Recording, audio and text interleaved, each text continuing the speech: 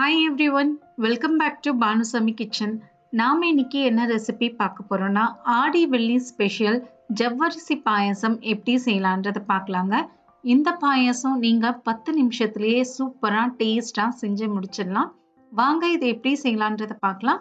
வீடியோக்குள்ள போறதுக்கு முன்னாடி மறக்காம சப்ஸ்கிரைப் பண்ணுங்க அண்ட் பெல் ஐகானை கிளிக் பண்ணுங்க. ஒரு கடாயை எடுத்துக்கோங்க. இதுல 1 டேபிள் ஸ்பூன் நெய் சேர்த்துக்கோங்க. இது கூடவே கொஞ்சமா முந்திரி பருப்பையும் சேர்த்துட்டு இது பொன்னிறம் ஆகுற வரைக்கும் நல்லா வறுத்துக்கோங்க. நீங்க முந்திரி பருப்பு தான் சேர்க்கணும்னு இல்லைங்க, பாதாம் கிஸ்மிஸ் இதெல்லாமே சேர்த்து கூட செய்யலாம். இது நல்லா கலர் சேஞ்ச் ஆன பிறகு இதை ஒரு பக்கமா எடுத்து வச்சுக்கோங்க.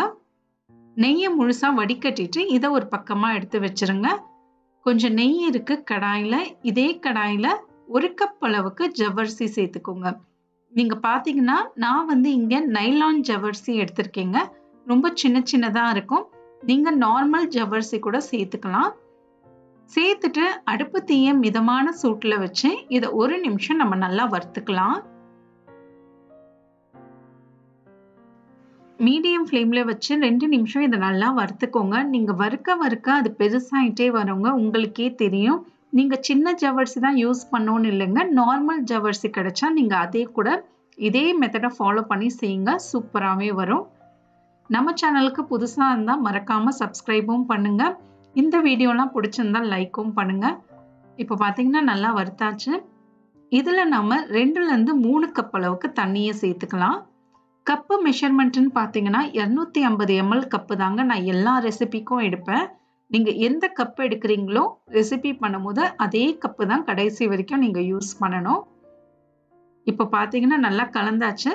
இது 10 நிமிஷம் மிதமான சூட்டில் வச்சிருங்க. நல்லா குக் ஆகட்டும். 10 நிமிஷத்துக்கு அப்புறம் பார்ப்போம். 10 நிமிஷத்துக்கு அப்புறம் பாருங்க நல்லா குக் ஆயிடுச்சு. கையில் எடுத்து பார்த்தீங்கன்னா சாஃப்டாக இருக்கணுங்க. இப்போ நாம இதில் 3 கப் அளவுக்கு காய்ச்சி ஆறின பாலை சேர்த்துக்கோங்க. கப்பு படி பார்த்தா 3 கப்புங்க. இல்லைன்னா 1/2 லிட்டர் பாலை காய்ச்சிட்டு ஆற வச்சுட்டு அதுக்கப்புறம் இல்லை நீங்கள் சேர்த்துக்கோங்க. அப்படியே டைரக்டா பச்சையான பாலை இல்லை சேர்க்காதீங்க, பாயாசம் திரிஞ்சிரும். பாலை சேர்த்துட்டு நல்லா கலந்து விட்டுருங்க. 1 நிமிஷம் இது நல்லா கலந்து விட்டதுக்கு அப்புறம் இதுல நாம கொஞ்சமா குங்குமப்பூ சேர்த்துக்கலாங்க. குங்குமப்பூ ஆப்ஷனல் தாங்க, இருந்தா சேர்த்துக்கோங்க, இல்லைன்னா விட்டுருங்க. நான் இங்க ஒரு 4 சேர்க்கிறேன். குங்குமப்பூவை சேர்த்துட்டு மிதமான சூட்டுல இதை 2 நிமிஷம் அப்படியே வச்சிருங்க. 2 நிமிஷத்துல ஒரு கொதி வரட்டும். 2 நிமிஷத்துக்கு அப்புறம் நம்ம பார்ப்போம். இப்ப பாத்தீங்கன்னா நல்லா கொதிச்சிட்டு இருக்கு. இந்த சமயத்துல 1 கப் அளவுக்கு சர்க்கரையை நான் இதுல சேர்த்துக்கிறேங்க. சர்க்கரை எப்பவுமே உங்க இனிப்பத்துக்கு தகுந்தா போல சேர்த்துக்கோங்க. இது கூடவே கொஞ்சமா ஏலக்காய் பொடியும் சேர்த்துட்டு நல்லா கலந்து விட்டுருங்க. 1 நிமிஷம் அந்த சர்க்கரை ஃபுல்லா கரையிற அளவுக்கு கலந்து விட்டுருங்க.